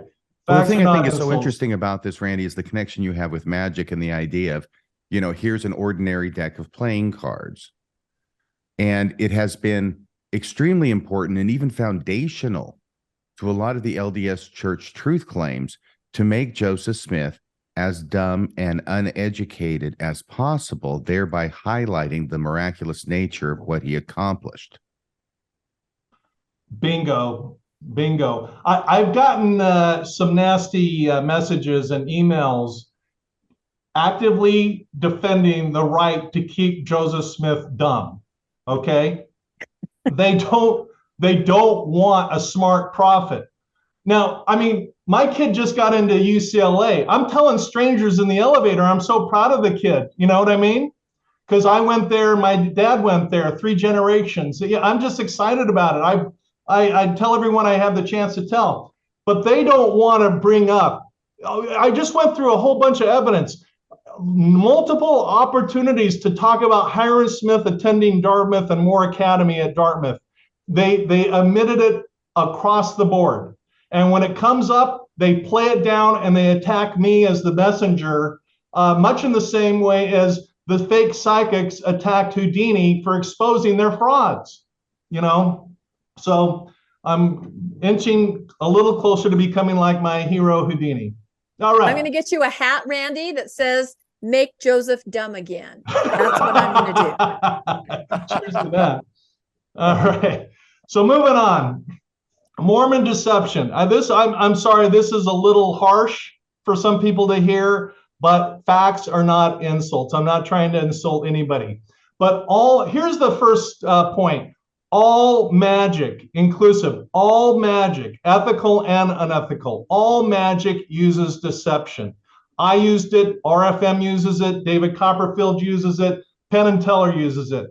The question is ethical or non-ethical. So moving on, let's look at deceptions. And keep in mind the 3 strikes you're out from Sarah Lazar out of Harvard, in terms of identifying the predators in our world, okay? From 1833 to 2014, and I've cited it and laid it all out, Joseph Smith in the history of the church, Joseph Smith to the day he died, denied having more than one wife, he himself. And in the Doctrine and Covenants, section 101, which has since been removed, explicitly says that these rumors of polygamy are false. That's how they recruited so many women from France and England to Nauvoo, okay, like we talked about. Finally, in 2014, it made world news that the Mormon Church finally admitted the truth that Joseph Smith had up to 40 wives. So this is where my head personally exploded, because I had always been told that all that stuff in England were anti-Mormon lies, okay? That's an irrefutable. Now, I've heard the apologists, and they either dodge the issue or they say, well, of course he had to lie. Well, no, you don't have to lie. You can tell the truth. Lots of ancient apostles and prophets told the truth and were stoned to death for it. They weren't afraid to tell the truth. All right, so there's number 1. Number 2, the gold plates. On the left-hand side, I've taken pictures from my own missionary flip chart and my own missionary discussions. By the way, this is another episode where you could go through the whole missionary discussions of then versus now. Yep, that is an episode we've all been waiting for. Let's do it, Randy. Let's do it. Okay, and let me just tell you, they're different. Yeah. Okay, but here's an example. Here's a picture with Joseph Smith and the gold plates. This is what I showed investigators on discussions for 2 years, tromping around England. Okay. Here's a quote right out of the memorized discussions, and I'll read this one sentence. By the gift and power of God, he, being Joseph Smith, translated the record from the gold plates and called it the Book of Mormon. Okay, this was the narrative officially. In 2021, Russell Nelson tells the truth for the first time that I'm aware of, that Joseph Smith actually put the seer stone, and we now know what that is, into a hat, and the plates weren't even in the room. Could you imagine me telling that to investigators? You know. And I can't imagine missionaries telling it to investigators. The church has admitted it, but I don't believe they teach the investigators that they did it from a rock and a hat. Yeah, that's what I was going to say. I can't imagine missionaries now teaching that Joseph Smith translated from putting a rock in a hat, because I don't think they do. No. And there's a movement now, a backlash among faithful Mormons saying, nope, that's wrong. It's not correct anymore. The Joseph Smith Foundation. Yeah, that's what I'm saying. There's a backlash. And what I love so much about this is a picture from a video of President Nelson doing that, is that even he could not bring himself to do what Joseph did, which was bury his head in the hat, right? He just kind of goes, because he himself, I believe, realizes how utterly ridiculous that looks, to see someone sticking their head all the way in the hat. So he just kind of, okay. I think if he realized how utterly ridiculous it looks, he wouldn't have done the shoot. Yeah. All right. And here's side-by-side facts. Again, we're strike 2 now with deception, because when I went around England, I was telling things that weren't true. Let's go to the book of Abraham. I've listened to countless long episodes about the book of Abraham. I can do this in 30 seconds. In 1912, the New York Times published a full-page article exposing the problems with the book of Abraham. You know how many times I heard about this growing up in the church? since the 1960s to today? Zilch. The church knew, the whole world knew. I didn't know, okay, because it was concealed completely. In 2014, the church finally admits in the gospel topic essays that none of the characters on the papyrus fragments mention Abraham's name or any of the events recorded in the book of Abraham. That's a stunning admission. In other words, we weren't telling the truth all these decades. I taught seminary, early morning seminary in the 90s, and I would read the lessons, and they specifically said in the 90s that the fragments had burned in the Great Chicago Fire. And I taught that to my kids, and it turns out they found it in the Metropolitan Museum in New York in 1950, and the church has owned it ever since. 67, but yes. When was it? 67? Yeah, the Metropolitan Museum of Art in New York. Yeah, so that's what, 30 years later, they're still teaching that it burned up and that we don't have it. Well, it was thought to have burned up, but then unfortunately it wasn't. Yes, it would have been great if for it the actually church matched the text of the book of Abraham, but as it was, it wasn't so great for the church, so they'd rather not dwell on it. Absolutely. Yep. 30 years later, we're still not being told that they have it or what. Well, we are if you will read the damn gospel topic essays, Landon. Well, yes, now in 2014, but when I was right. teaching this, it was still in the books that's what had happened. So that's right. In fact, that's Landon's shelf breaker, is sitting in Sunday school and going, wait a minute, has anyone ever compared the book of Abraham to the Rosetta Stone? And we can read this now. And within 30 seconds of Google, right, Landon, it was like, all came crashing. What an idea. Yeah. What a great idea. I'm the first one that's ever thought of it. I'm sorry, Rebecca. I think this is your show. You go ahead. No. I'm over talking and I always get accused of that. I'm sorry. I can't hear. That's my excuse. So go ahead, RFM. I was going to say we've hit on Randy's shelf breaker, which was the polygamy. Landon's shelf breaker, which is the book of Abraham. What was your shelf breaker, Rebecca? You never had a shelf, did you? I don't have one. I was born agnostic. Every single thing I found out about the church, I went, I knew it. Hot damn, I knew it. So that was me. I knew it was a trick. I knew it was a trick. I was looking for the trick the whole freaking time. Just because my parents taught me things like the Moroni and the monkey in the box, right, RFM? That's the kind of story I knew from very young. So you're bound to think there's something wonky about your religion if you're learning stuff like that. The main thing you need to know is if you want to see Moroni's monkey, you're going to have to pay. It's not that kind of show, RFM. That's the moral of the story. That's how I heard it. Yeah. No, you're That's what I heard.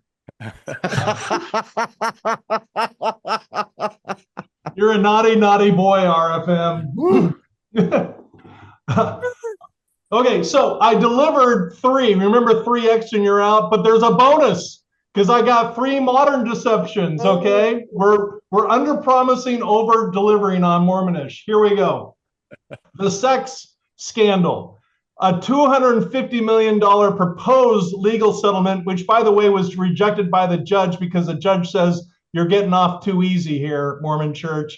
Go back to the drawing table for sexual child abuse, okay? Every time we're talking about child abuse in the church, which is coming up in wave after wave after wave, please mention this one because it's so huge and it's still ongoing to this day.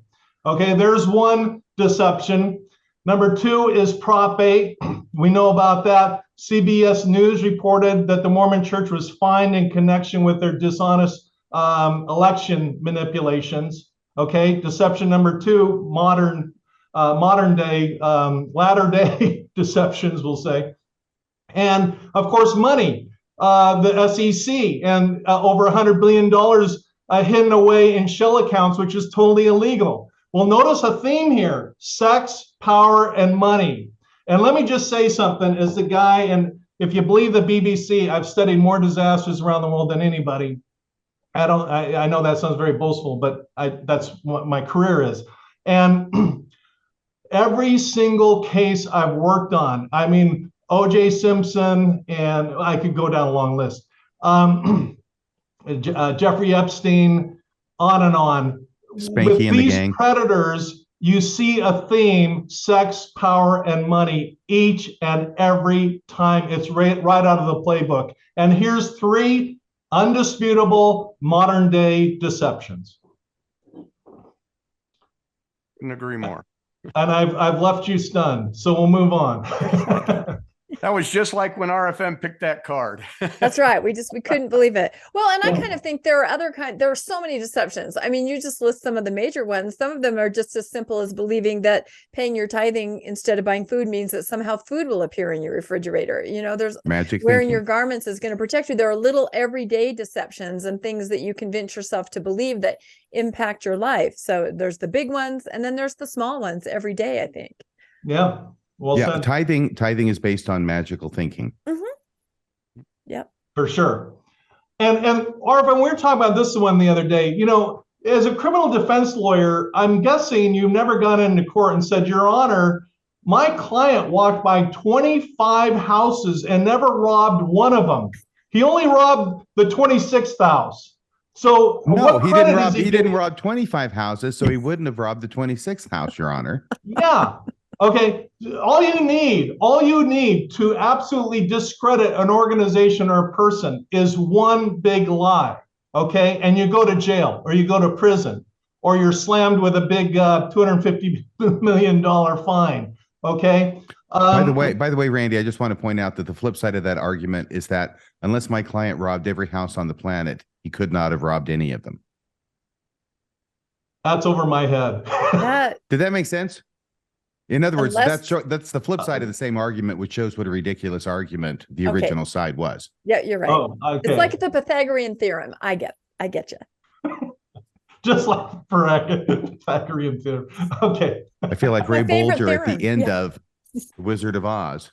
You know me, RFM. You got to explain things about 37 times, and I'll finally get it. You've got a great graphic over here. It looks like there's a weak link. Well, my point is that one big deception can wreck a whole organization. Yep. Okay. Here I've just showed you 6, and you're right, Rebecca. We could do 600, but it's irrefutable facts of deception. That's the point. And the fact that the other links are solid, as far as we know, doesn't mean a thing. All right. Next slide. We're in the final stretch. I just kind of want to wrap up because we've been to a lot of places, and here we go. Here we go. Don't fail us again. I want to reiterate: don't believe a word I say. If it sounds harsh, if it sounds unbelievable, if it sounds uncomfortable, just research what I say and figure it out. So off we go. The ultimate goal. I said this earlier. The ultimate goal is for a magician to do a trick so good that it appears paranormal and nobody knows how to crack the code and figure it out. To this day, Houdini was so good.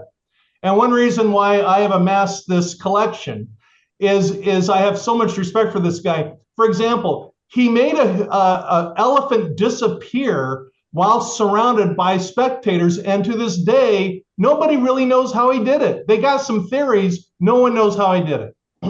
At the Hippodrome, hence the H up there on the architecture. Yep. So it's By the way, the Hippodrome part about the water, I mean, they could fill it with water or they could put a floor over the water. And I don't know if they had water under it. I've heard stories about that, but that's one of the things that made it more impressive was that under the floor where the elephant disappeared. I mean, they raised up screens, right? It doesn't just happen in front of people's eyes, but they raised up screens and then they took him down and the elephant was gone. And if he'd gone down into the floor, he would have been potentially a drowned elephant. Well, wouldn't it have been an elephant drome instead of a hippodrome in that case? Oh, good one, Landon. RFM's not laughing at all. I'll explain it later. Hippo, drome. I got the. Oh, okay. Very good. Yeah. Baby mine, don't you cry. Yeah, that's exactly right. Don't you cry. It was Landon's version of patter, right? Patter, patter, patter. It was a little confusing. So anyway, it's just a trick, and we can spend as much or little time on as you want. Superstition. There's an article about Mitt Romney and his garments, which could be arguably on par with a rabbit's foot. Sunk costs and paying your tithing, astrology and kolob, psychics. Patriarchal blessings are kind of a Mormon version of a psychic reading. Joseph Smith did everything. He produced stuff. Production, vanishing, and levitations are three forms of magic. Producing the Book of Mormon, vanishing the gold plates, levitating, which is nothing but based on his story. There's magic everywhere in Mormonism, the more you look at it. Well, look at the transfiguration, right? The reason we're mostly all Mormons, because Brigham, spoke with a whistle, which is how Joseph sounded with his whistle, and convinced people that they saw Joseph's face, even though they weren't even there. So the entire founding of the Brighamite branch is based on a magic trick. That's a transposition. Yes. Yes, that's a change. Mm-hmm. Yeah. And I hate to say it, I know it sounds harsh, but Mormonism is a magic trick disguised as a religion. I don't know what, I think it's probably better than Scientology, which is mental illness, or the Heaven's Gate cult. The Heaven's Gate cult is mental illness disguised as a religion. Scientology is sci-fi disguised as a religion. But basically, my opinion is Mormonism is a magic trick disguised as a religion. So when we talk about the Mormon Church, and we're getting to the end here, we got to decide which Mormon church we're talking about, because there's really three Mormon churches. There's the Joseph Smith Church, there's the Salt Lake City Church, and there's the local church. And I want to be clear, because I'm a critic, quite obviously. I'm a critic of the Joseph Smith Church, 200 years ago. I am a critic of the Salt Lake City Church. I would love to debate them, but that will never happen. I am not a critic of the local church. The people, my neighbors that are in the church, my family, my friends that are still in the church, I'm not critical of them at all. I love them. They're my friends. I hang out with them. So I just want to make it clear where, at least as far as I'm concerned, where my criticisms are placed. And any thoughts you guys have? I've got a question for you, if that's okay, Randy.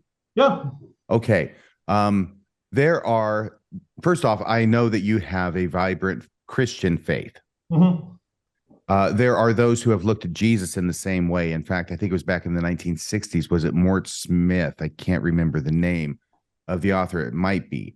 But I remember there's a book about Jesus the magician, viewing him in a similar way to the way you sort of characterized Joseph Smith tonight, based upon the text that we have in the New Testament describing things he did that wowed the yokels in Galilee.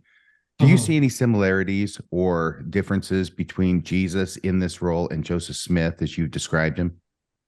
Yeah, that's an episode, and we're talking about other episodes. That's a whole episode. The short answer is yes and no. I'm not somebody that believes the Bible is infallible. I think that's a little short-sighted. And I think the first question is, when I had my shelf break, the first thing I did was do my best to clear my biases, clear the slate. I read the books by Dawkins and Dennett and Harrison Hitchens, all the atheists. I read them. It was a lot of reading. Honestly, I can tell you all the details later, but I didn't find them compelling, particularly Richard Dawkins, chapter 4, where the rubber meets the road on his atheism, was radically flawed, in my opinion.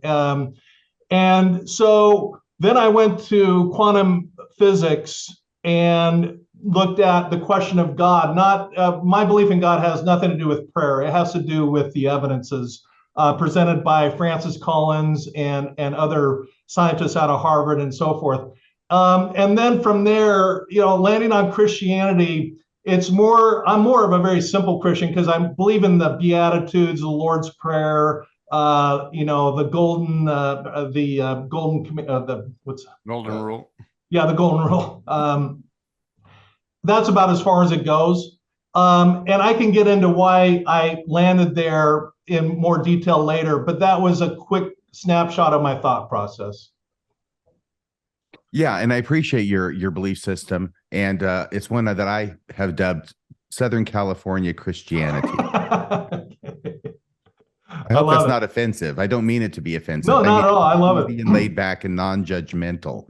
And for the record, I am not a born-again Christian. I'm not an evangelical Christian. Frankly, some of their behaviors, not all of them, but some of their behaviors are just flat out embarrassing. So, so I mean, I could go on all day, but we'll wrap things up for this topic. So I want to be clear about, who I'm being critical of. And then the next place we're going is, I think it's interesting to look at why some Mormons stay, because there's some interesting psychology here. 80% of the church is out. Out of 17 million members, the church conceals its statistics, but it fails to deliver on the Mormon dream. It claims 17 million members. The way I do my math is there's 31 wards and branches. There's about 100 active per ward and branch. If you look at the recent stuff that Bill Reel put out, it says to form a ward, it's 100, but we make exceptions for lower, by the way. So doing the math there, 31,000 times 100 is 3.1 active. 3.1 million divided by 17 is 18% active. So there's I say 20%, I round it up to the church's benefit. There's 20% that are still in. And the way I think about it is people like the structure. It's very structured. And for me personally, even today, from my birth to the age of 19, when I went on to the temple for the very first time, it was a really good experience. Boy Scouts, dances, it kept me out of trouble, a lot of structure. So I'm not critical of that. It was for me personally, it was very beneficial. But there's the components that keep a lot of us doing things in terms of magical thinking. There's a lot of superstitions and fears. There's the sunk cost fallacies, the gambler fallacies we've already talked about. It's a comfort zone. It's very uncomfortable stepping out of one's comfort zone. There's relationships with job, family, community. And some members, actively defend their right to remain ignorant. They don't want to talk about it. They shut down. I have members of my own family that absolutely shut down on the family thread for a solid week if you hint anything negative. And there's some people that want to change the church from the inside. And I've had a number of people admit that to me privately. So those are the reasons why 20% are in. So that's a quick download. Any thoughts from you guys? This is a great list, Randy. Seriously, this is good. And the graphic prior to this was really good too, just showing that we're not attacking individuals and families and friends. I think this is wonderful. And I think it's really important that we make sure everybody understands this. I think you've really hit it on the head here. Absolutely. I had someone say to me just the other day, a family member, well, I don't know if it's all true, but why take that risk, right? Why not just stay in just in case? That is the thinking. It really is. Yep. Yeah. Well, and I didn't realize when I was in how much magical thinking played into to your religion. I mean, when you think about it, the garments that they protect you, that you go to the temple and you're doing work, and all these people on the other side are receiving all these benefits from it. That people are putting oil on your head and blessing you, and that's making you better. The list just goes on and on of all the things. Three Nephites. Don't forget the three Nephites. The stories that go on. It takes a lot of magical thinking, angels showing up with plates, the list goes on and on. It is a magical thinking church. You have to think magically to believe this. Oh, yeah. So I have one last trick. I'm going to show you an ordinary lunch bag. Okay. You have my attention. Okay. Can you highlight him, Landon? So there you go. Okay. I got my ordinary lunch bag. I got a bottle of Coke. I put it in, okay, and I make it disappear. Are you thrilled? What? Wait. Yeah, you're holding on to it. Landon. Oh my God! You notice the same process. Start with something ordinary. Do something that leaves some of you going, "What?" and some of you going, and then end with the astounding. So on to our very last slide. So here I've tried to by you guys. This is outrageous. Oh my God.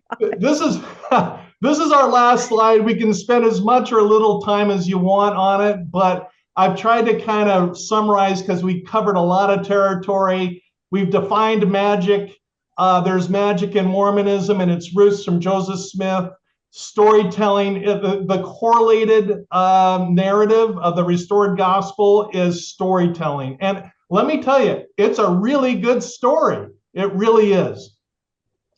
There's an implied contract, and some people are ethical about it, some are not. Step one is look ordinary. Joseph Smith, the church will continue and its apologists will continue making Joseph Smith ordinary.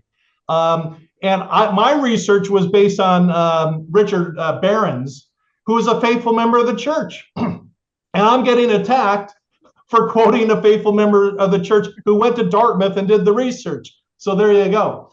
Ethics, stick with things that have full disclosure, informed consent. And number 7, I want to pause on here because it's really a tribute to the 3 of you guys. And that is the courage of the critics. Okay, it's a big deal. Houdini passionately exposed fraudulent psychics who use undue influence, a direct parallel to today's post-Mormon researchers and podcasters. So I think that as part of your audience, we owe you guys a great debt of gratitude for having the courage to take on an organization that's worth about $300 billion. That's courage. Cracking the code. Houdini's tricks often appeared supernatural. Critics have cracked the code with much of Mormonism. I'm saying probably 80, 90%. But just like Houdini's disappearing the elephant, we may not have it all cracked, but it seems like every few months something else is exposed. There's a lot of magical thinking, and I'm not picking on Mormons. Magical thinking is everywhere. Looking down the Las Vegas Strip, there's a whole city based on the gambler's fallacy and magical thinking. It's all over the place. So I'm not singling out or being or picking on Mormons per se. And remember, it's just a trick. Just like Sir Conan Doyle clung to Houdini's notion that Houdini's magic was real, critical thinking skills can be studied and help us untangle the facts from the fantasy. And there you go. Whew, I think we need to applaud. That was absolutely amazing. And Randy, I would put you up there with number 7 too. I mean, you go on everyone's podcast and you have just brilliant insights and wonderful things to say. And you have such a way of making things so clear that everybody can understand. And I was just absolutely wowed by this presentation. I know we've been discussing it for a while and back and forth on text and things, but just to see it all put together, I'm going to make a prediction right now. I'm going to say, I see, I don't know, a paper coming out of this, a book coming. I see a sunstone presentation coming out of this. I feel like this is just the beginning of this presentation. Well, come to Vegas or come to Hollywood or go to a magic show and we'll talk about all that stuff. We want to. Are you in Vegas? You're all over the place, aren't you? So we'll have to compare our calendars. But Landon and I were just talking today that why don't we go visit Randy? That would be really fun. It's not too far away. I think we'd love it. So well, RFM knows it. I mean it. You're always welcome, and I need very little of an excuse to hit the Magic Castle. Oh, that is awesome. We're in. All right. RFM, any final thoughts on Randy's incredible presentation? Unmute yourself and speak. Yes. Randy is incredible. He's the amazing Randy. He is the amazing. The second is what he is. But this whole phenomenon is so interesting. And the reason about Arthur Conan Doyle believing that Houdini was magic in spite of Houdini telling him that he's not is an interesting psychological phenomenon. And it comes from the point of view, and I've seen it before. I have a story about it. I'm not going to tell it now because we're running late, but you'll understand the idea, which is that there are some people in the world, and Conan Doyle may have been one of them, but there are some people in the world who think that they are so clever that if they cannot figure out how a magic trick is done, then it must be supernatural. And that's the kind of thing we see with Brian Hales about the Book of Mormon. He wants to make Joseph Smith as dumb as possible so the Book of Mormon becomes as impressive as possible coming forth from Joseph Smith's mind.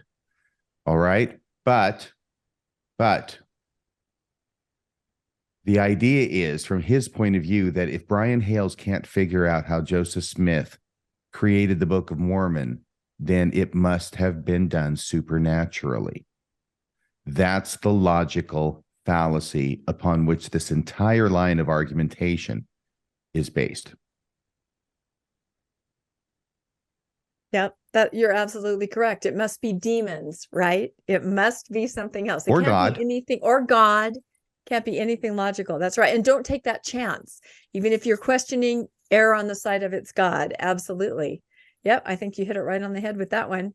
Landon, do you have any final comments on this incredible presentation? Well, I was probably the most impacted of anybody, because everyone watching can say that RFM and I had worked that trick out. But I know I went and bought these cards this afternoon. I opened the pack.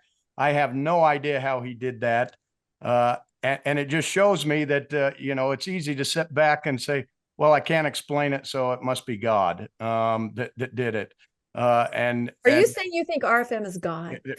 I can't explain this. So there somehow he did that, and that just makes you think. Well, it was a connection. There's no way I could have done it otherwise. It was a connection that we made, and it worked. And I'm glad that it worked while we were recording, because there's no guarantee, as Randy knows.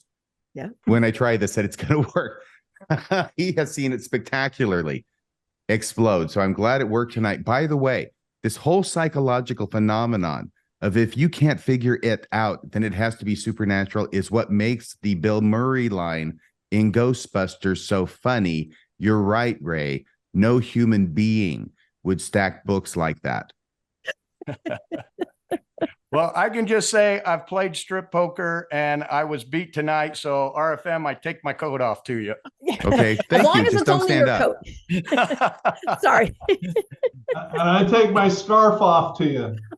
I love the scarf. The scarf is very nice. So, well, I think we accomplished what we set out to accomplish. Like I said, we've been talking about this for months, and it started just kind of like an idea with, what about Houdini? We know that Randy loves Houdini, and then we know that RFM loves magic. And can we tie this in with some examples to help people understand maybe, why relatives are still in, why you were in for so long, things like that, just kind of understanding the psychology behind it. And I really mean it when I say I feel like this is such a good presentation that I think we'll see this again, either on other podcasts or I feel like Sunstone. So I'd like to thank everybody for hanging in there for 2 hours. I'd like to thank Landon and RFM and Randy, and for all the magic. It was just incredible. Please, viewers and listeners, let us know what you think. Did any of this discussion resonate with you? Did you have some aha moments? I feel like a lot of us did. I felt like I looked like this almost the entire show, which means it was great information. So yeah, please comment and let us know what you think. And please like and subscribe to Mormonish. And if you'd like to be made aware of when new episodes come out, you can hit that notification bell and we'll let you know when the new ones drop. And you can also, if you'd like to financially support Mormonish, you can check out the links to PayPal and to Venmo that are always in the show notes. And otherwise, we will see you another time. Thank you so much. Thank you, panelists, and thank you, listeners and viewers from Mormonish. Thanks, everybody. Bye-bye. Thanks for joining us for another episode of Mormonish.